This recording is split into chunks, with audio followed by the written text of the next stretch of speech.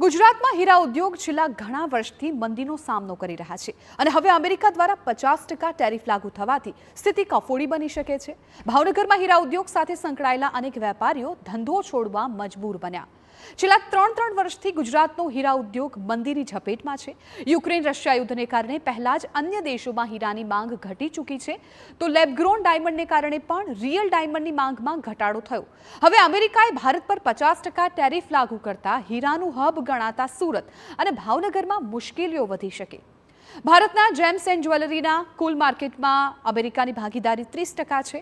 વેપારીઓનું કહેવું છે કે મંદીને કારણે 10,000ની કિંમતનો હીરો વેચવામાં પણ મુશ્કેલીનો સામનો કરવો પડી રહ્યો છે અને હવે આ જ 10,000નો હીરો ટેરિફ બાદ 15,000માં વેચવા મુકાશે, ત્યારે તેને કોણ ખરીદશે તે સૌથી મોટો સવાલ।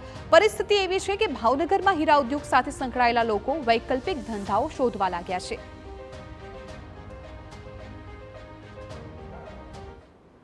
ટેરિફ શું કહેવાય કોઈને ખબર નહોતી। એ પરિસ્થિતિમાં પણ હીરાનું એક્સપોર્ટ ઘટતું હતું દિવસે દિવસે, પ્લસ હવે બીજી મુશ્કેલી ઊભી થઈ તે એટલે ટેરિફની। પહેલાં 25%નો સ્લોટ આવ્યો, બીજો 25%નો પ્લસ થયો, એટલે જે 10,000 રૂપિયાના હીરા હોય એ અત્યારે 15,000માં વેચવા પડે। હવે 10,000માં પણ કોઈને હીરા લેવા નહોતા, એટલે ટેરિફ આવ્યો એટલે હીરા ઉદ્યોગ અત્યારે મારા હિસાબે મંદી તો ન કહેવાય પણ એકદમ જેને કહેવાય લોક લાગી જાય। જેમ તમે સ્વિચ બંધ કરો લેમ્પ બંધ થઈ જાય એમ હીરા ઉદ્યોગ હવે બંધ થઈ જશે। હું તો ભાવનગર જિલ્લાની વાત કરું તો ઘણા અમારા ડાયમંડ સાથે સંકળાયેલા લોકો દિવાળી ઉપર માઇગ્રેશન એટલે સુરત જવાની તૈયારીમાં હતા। આ વાત આવતા મને લાગે કે માણસો ટેક્સટાઇલ અથવા અધર બિઝનેસમાં ડાયવર્ટ થશે। અને ખાસ ભાવનગરની વાત કરું ધંધાને, તો ભાવનગરમાં બીજા ધંધાના સોર્સિસ ન હોવાથી ભાવનગરમાંથી હીરા ધંધામાંથી માઇગ્રેશન થવાની શક્યતા બહુ વધારે રહે છે। ધંધામાંથી માઇગ્રેશન શેઠિયા કરશે તો કારીગર વર્ગ છે અને રોજીરોટીનો ભાવનગર જિલ્લામાં મોટો પ્રશ્ન ઊભો થાય એવી શક્યતા મને દેખાઈ રહી છે।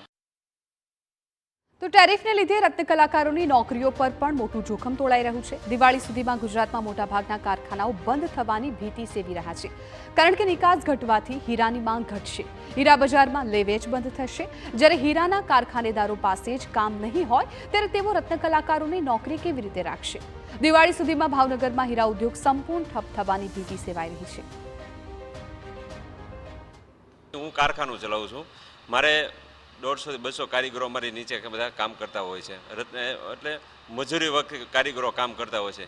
જો એક્સપોર્ટ નહીં થાય તો અમારી પાસે જે અમને હીરા છે ઘસવા જે અમે લાવતા હોય તો અમારી પાસે હીરા નથી આવવાના। અમારી પાસે હીરા ન આવે તો અમે કારીગરો આગળ કામ નથી કરી શકવાના, અને કારીગરો કામ ન કરે તો એ અત્યારે અમારે પોઝિશન બંધ કરવાની આવે અને ખૂબ મોટી અસર થાય એમ છે અને ખૂબ રોજીરોટી મળે અમે આપી શકીએ એમ અમને લાગતું નથી।